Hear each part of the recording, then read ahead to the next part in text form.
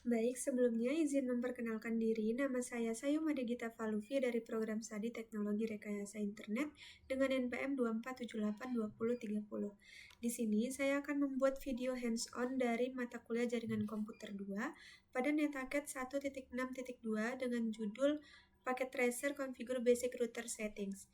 Nah, di sini bisa kita lihat terdapat Object Device Background Instruction yang nantinya akan kita selesaikan dengan mengikuti instruksi yang ada di sini. Di sini juga terdapat topologi dan juga addressing table yang berisi device, interface, IP address, dan default gateway. Nah, kita diminta untuk membuat topologi sama seperti yang ada di gambar seperti ini.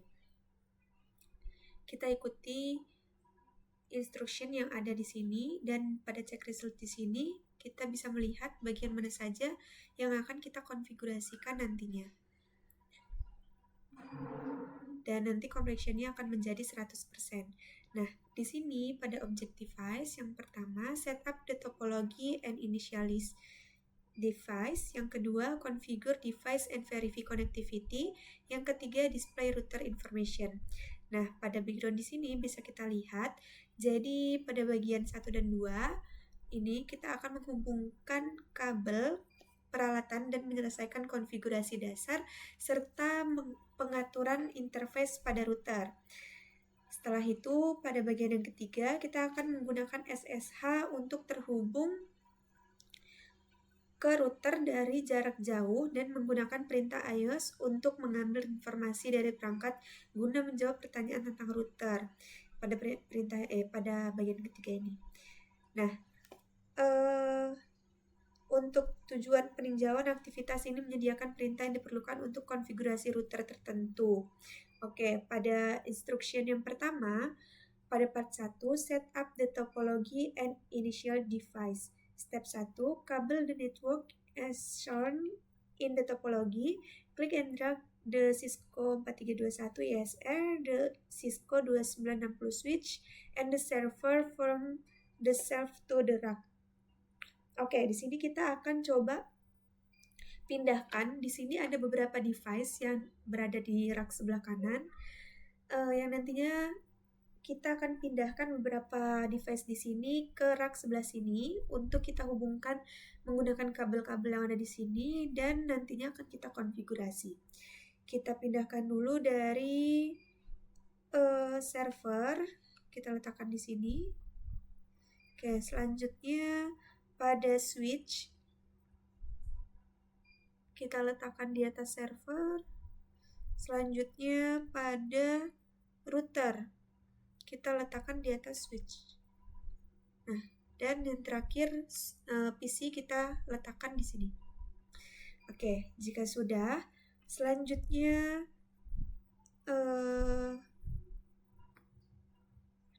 ini PC sudah, kabel the device as specified in the topology diagram.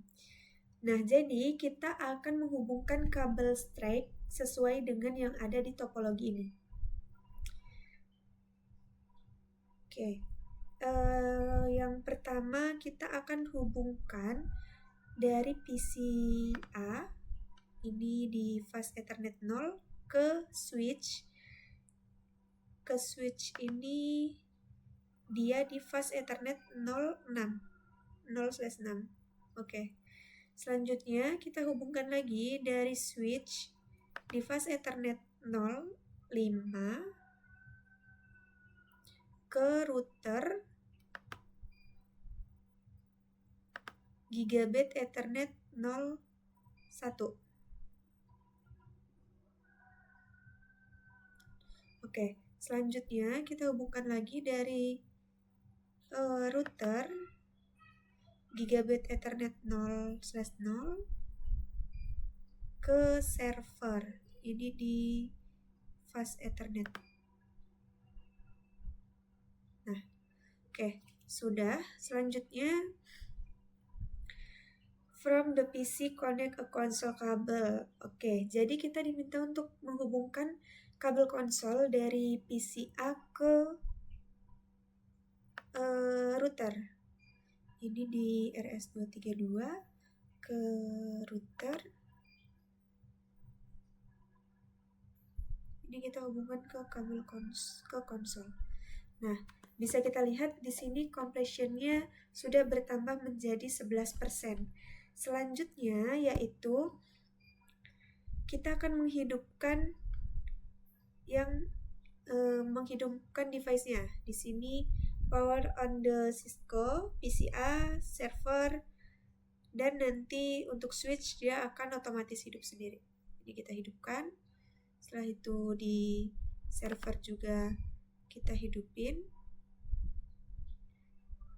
dan di router juga. Nah, cukup. Setelah itu, pada part 2, configure device and verify connectivity. Step 1, configure the PC interface. Configure the IP address, subnet mask, and default gateway setting on PCA. Oke, kita ke PCA. Di sini kita ke desktop, lalu IP configuration. Ini kita ubah ke static dulu. Lalu kita konfigurasiin IP, subnet mask, dan juga default gateway pada PCA. Sini kita sesuaikan sama yang ada di table. Oke, untuk IP versi 4-nya yaitu 192.168.1.10 menggunakan /24. Oh, invalid. Oh iya. 192.168.1.10. Oke, karena kita menggunakan /24, jadi subnet masknya ini sudah benar. Selanjutnya default gateway-nya 192.168.1.1. Untuk IP versi 6-nya, ini kita copy aja.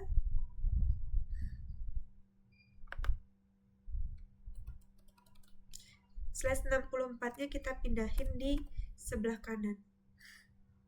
Ini default gateway-nya kita ganti jadi FL80.2.21.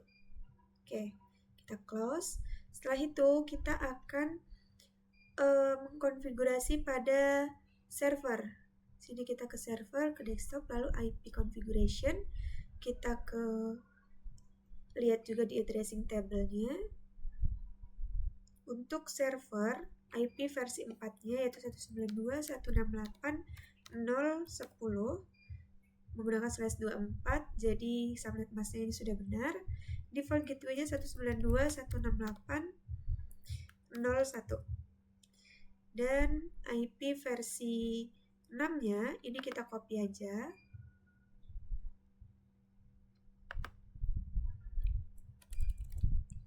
Ini /64. Oke, default gateway-nya FE80.2.21. Nah, kita close. Jika sudah, bisa kita lihat di sini completion-nya bertambah menjadi 34%. Nah, langkah selanjutnya kita lihat lagi di instruction-nya pada step 2, configure the router. Nah, pada bagian ini kita akan coba mengkonfigurasi router melalui PC. Kita ke terminal. Nah, ini kita akan konfigurasi router terlebih dahulu. Ini kita nol. Oke. Yang pertama, di sini kita masuk dulu, kita enable, lalu kita masuk ke configure terminal. Oke. Nah, jika sudah, di sini kita diminta untuk memberi nama pada router sesuai dengan yang ada pada addressing table. Oke, di sini kita beri nama, hostname-nya adalah R1. Setelah itu, kita akan menetapkan nama domain router. Sebagai ccna-minlab.com. Berarti sini kita menggunakan perintah no IP domain miname ccna minlab.com.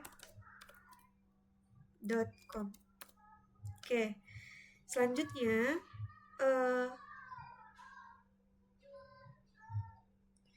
kita akan menonaktifkan pencarian DNS untuk mencegah router mencoba menerjemahkan perintah yang dimasukkan secara salah, seolah-olah itu adalah nama host. Jadi sini kita menggunakan perintah no IP domain min lookup.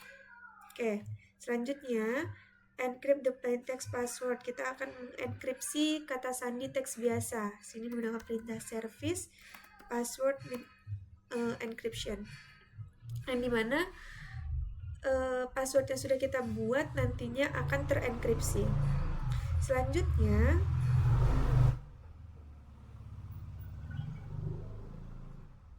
configure the system to require a minimum 12 karakter password. Di sini kita akan mengkonfigurasikan sistem untuk memerlukan kata sandi minimal 12 karakter. Sini kita menggunakan perintah security password min 12.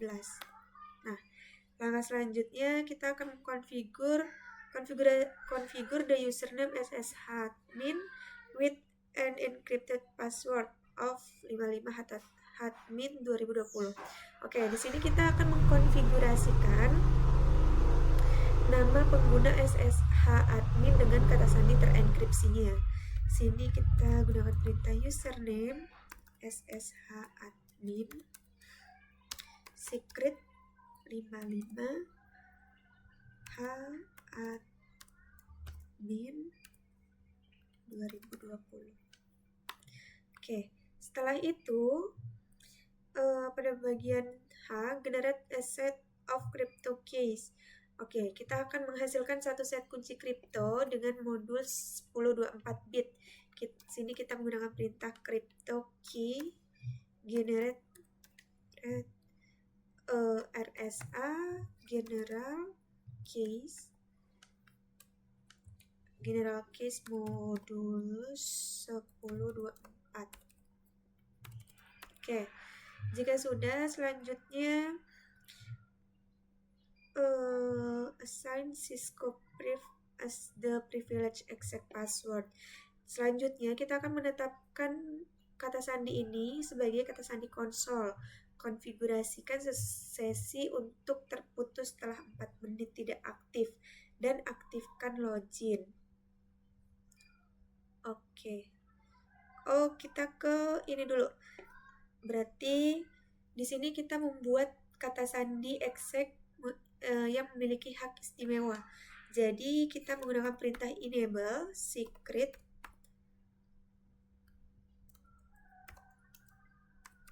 Cisco Priv.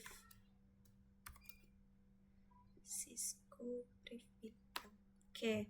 Nah, di sini pada bagian yang C baru kita akan menetapkan Cisco ini sebagai kata sandi konsol. Di sini kita masuk dulu ke line console 0. Selanjutnya kita masukin passwordnya. Sini Cisco. Oke, jika sudah kita ke exec timeout 40. Sini kita login. Oke, jika sudah, selanjutnya kita pada bagian K kita akan menetapkan Cisco FTY ini sebagai kata sandi FTY. Konfigurasikan baris FTY agar hanya menerima koneksi SSH.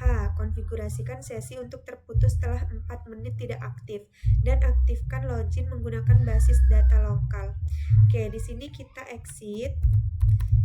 Nah, sini kita masuk lagi ke line FTY 04, lalu kita konfigurasiin passwordnya. Sini Cisco FTY bintang. Oke, lalu di sini exec timeout 40. Lalu kita transport input SSH, lalu login lokal. Oke, jika sudah, langkah selanjutnya create a banner that warns anyone accessing the device that unauthorized access is prohibited. Jadi di sini kita akan membuat banner MOTD yang memperingatkan siapapun yang mengakses perangkat bahwa akses tidak sah dilarang. Di sini kita buat banner, ini exit dulu, lalu banner MOTD. Di sini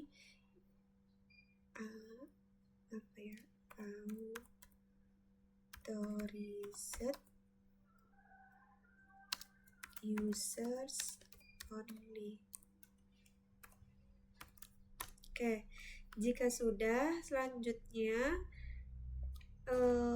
pada bagian M, enable IP versi 6 routing. Jadi di sini kita akan mengaktifkan perutan IP versi 6. Sini kita menggunakan perintah IP versi 6 unicast routing. Oke. Jika sudah, selanjutnya konfigurasikan ketiga interface pada router dengan informasi pengelamatan IP versi 4 dan IP versi 6 dari tabel pengelamatan di atas. Konfigurasikan ketiga interface beserta deskripsinya. Aktifkan ketiga interface. Oke. Jadi di sini kita akan konfigurasiin IP versi 4 dan IP versi 6-nya. Lalu kita akan mengaktifkan interface-nya. Sini kita ke interface gigabit Ethernet 0/0/0 dulu. Lalu kita ke IP address untuk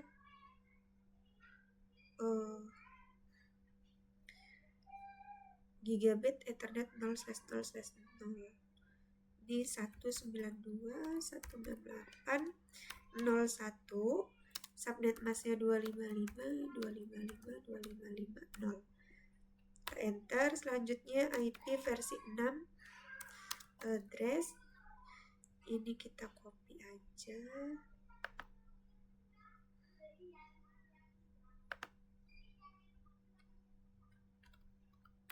Oke. Selanjutnya IP versi 6 address. Ini untuk link lokalnya FE80 1 link lokal. Oke, setelah itu kita beri description connection to server. Nah, di sini kita no shutdown. Oke, selanjutnya kita exit. Nah, sudah. Di sini bisa kita lihat bahwa compressionnya sudah bertambah menjadi 76%. Kita lihat juga di check result. Nah, untuk PCA sudah, router untuk blockingnya belum, gigabit Ethernet 0/1 belum, loopbacknya belum. Oke, servernya juga tadi belum ya. Oke, nanti kita perbaiki. Selanjutnya kita ke interface gigabit Ethernet 0/0/1. Nah, di sini kita masukin IP address-nya yaitu 192.168.1.255.255.255.0. Selanjutnya IP versi 6 address-nya yaitu, ini kita copy.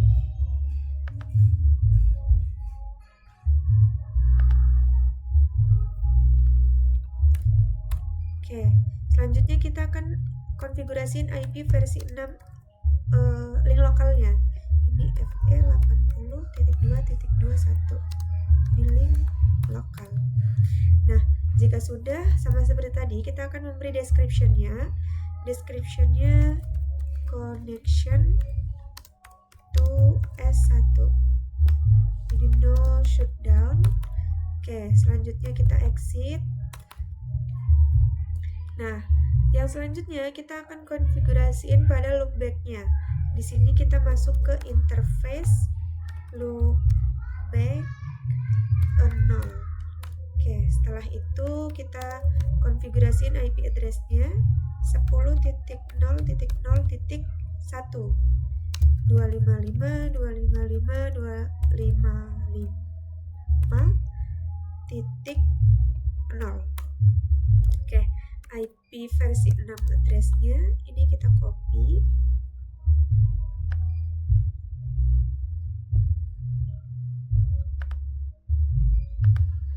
Paste.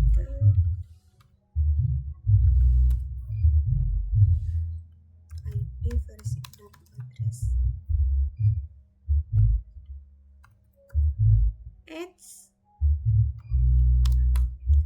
Oke, selanjutnya IP versi 6 address FE80.2.21 link lokal.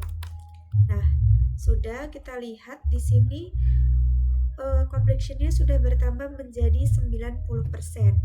Di sini kita akan beri description juga. Description-nya loopback adapter. Oke, kita no shutdown. Selanjutnya kita exit. Nah, sudah. Jika sudah, di sini kita lihat lagi yang belum bagian apa.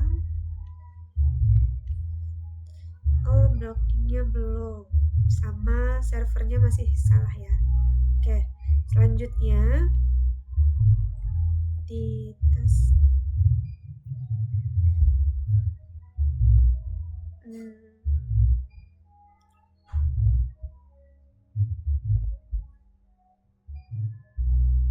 set the.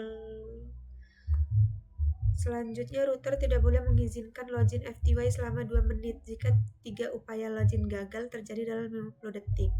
Oke, kita di sini atur untuk login block for 120 times 3 within 60. Nah, jadi itu supaya router itu nggak ngizinin login di FTY selama 2 menit jika 3 upaya loginnya itu gagal yang terjadi dalam 60 detik gitu. Ini kita exit. Setelah itu kita akan atur jam pada router, set the clock on the router. Sini kita gunakan perintah clock set. Kita gunakan tanggal hari ini aja ya. Ini 16.18.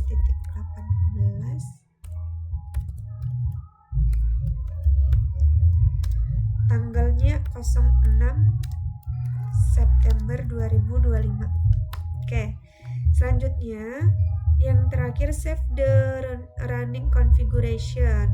Oke, di sini kita akan menyimpan konfigurasi yang sedang berjalan di berkas konfigurasi startup. Sini kita menggunakan perintah copy running min config startup min config. Oke, sudah. Selanjutnya di sini ada pertanyaan, what would be the result of loading the router prior the completing the copy running min config startup min config command? Apa yang terjadi jika router dimuat ulang sebelum perintah copy running min config startup min config dijalankan? Jadi isi konfigurasi yang sedang berjalan di RAM akan terhapus selama pemuatan ulang. Akibatnya router akan melakukan booting tanpa konfigurasi startup dan pengguna akan ditanya apakah mereka ingin masuk ke dialog konfigurasi awal. Seperti itu. Oke, selanjutnya di sini pada langkah yang ketiga, step 3, verify network connectivity. Nah, kita lihat dulu di sini. Kita perbaiki dulu pada server. Ini tadi masih ada yang salah. Oh iya, ini default gateway-nya belum. Jadi kita perbaiki dulu di server. Ini tadi 192.168.10. Oke, subnet masknya sudah.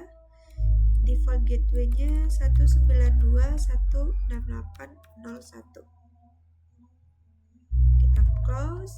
Apakah sudah 100? Nah, kita lihat completion-nya di sini sudah 100% dan di assessment items ini sudah terkonfigurasi semua ya. Oke. Ini sudah. Selanjutnya pada step 3, verify network connectivity. Jadi di sini kita akan coba cek konektivitasnya using the command line at PCA ping the IP versi 4 and IP versi 6 addresses for server. Oke, kita bakalan coba ping server dari PCA. Kita ke command prompt, setelah itu kita ping untuk server tadi IP-nya IP versi 4 dulu ya. Di sini tadi. Oke. Kita coba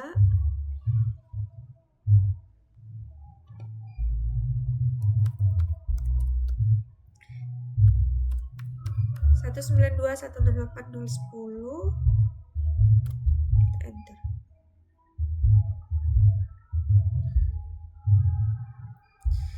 RTO kita coba lagi biar reply semua. Oke, ini sudah reply semua ya. Kita coba ping untuk IP versi 6-nya. Sini it's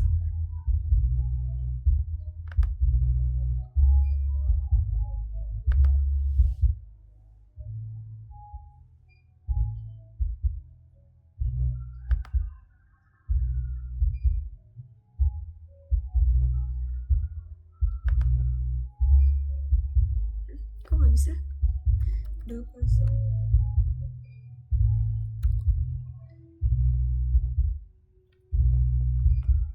Sebentar. Device possible power. Oh. Maaf, kepencet mungkin. Oke, kita ke command prompt lagi. Di sini kita coba ping untuk IP versi 6-nya.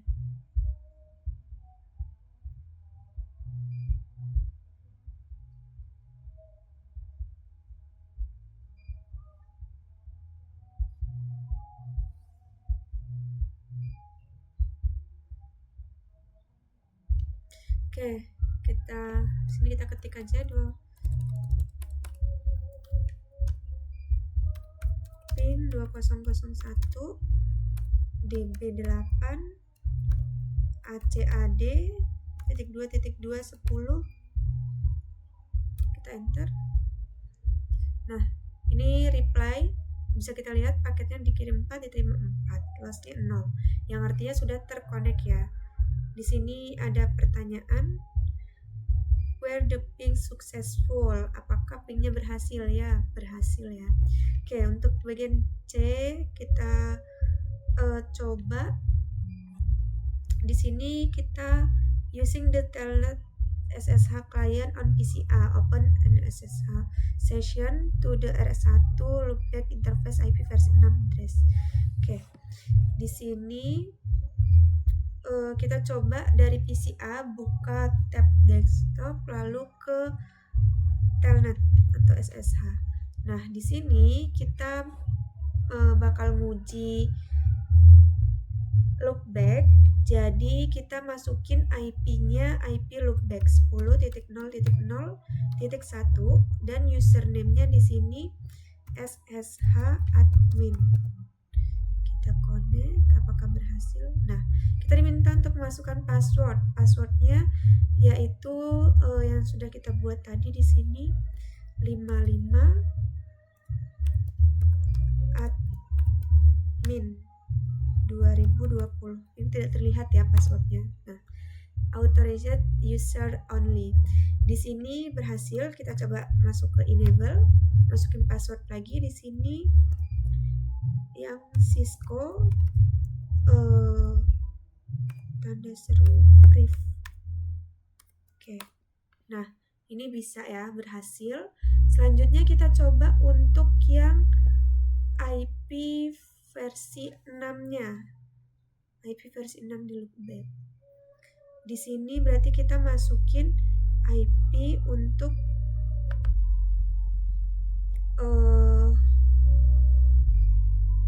IP versi 6-nya ya.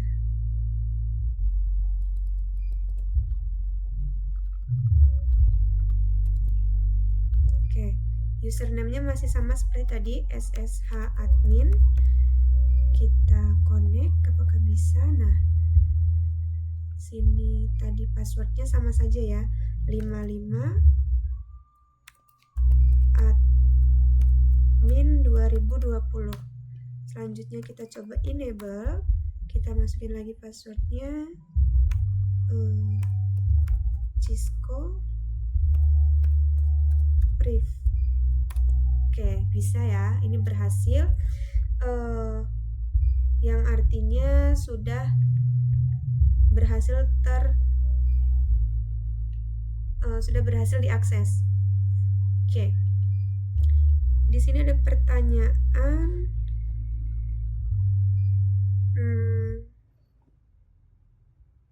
Why is the Telnet protocol considered to be a security risk? Mengapa protokol Telnet itu dianggap sebagai risiko keamanan? Karena sesi Telnet dapat dilihat dalam teks biasa. Sesi ini juga tidak dienkripsi. Kata sandi dapat dengan mudah dilihat menggunakan paket sniffer. Was remote access successful? Ya, ini bisa sukses ya tadi waktu kita akses. Nah, mungkin cukup karena di sini juga sudah complexionnya sudah 100% dan kita sudah menyelesaikan assessment items di sini, sudah terkonfigurasi semua dengan benar. Ini sudah 100%, mungkin cukup segitu saja video hands-on dari saya. Mohon maaf jika ada kesalahan dan juga kekurangan. Saya akhiri, selamat sore dan terima kasih.